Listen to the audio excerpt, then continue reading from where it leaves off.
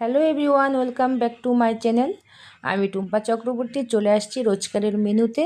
তো রান্নাবান্না খাওয়া দাওয়া করেই কিন্তু ভিডিওটা পোস্ট করলাম, তাই একটু দেরি হয়ে গেল পোস্ট করতে, কেউ কিছু মনে করো না। তো দেখো আজকের মেনুতে রয়েছে এখানে চিকেন কষা, মাখা মাখা করে চিকেন কষা করা হয়েছে, তার সাথে হয়েছে বেগুন ভাজি, আর এখানে রয়েছে ফুলকপি, গাজর, বিনস, কড়াইশুঁটি ভাজি, ওপরে তো ধনেপাতা দেওয়া হয়েইছে। আর এখানে রয়েছে মিষ্টি কুমড়া দিয়ে, ইচা শুকনা মাছ দিয়ে একটুখানি মাখা মাখা তরকারি। তো এই তরকারিটা তোমরা কে কে পছন্দ করো অবশ্যই জানিও, আর তোমরা খাও কি না, কে কীভাবে খাও সেটাও জানিও।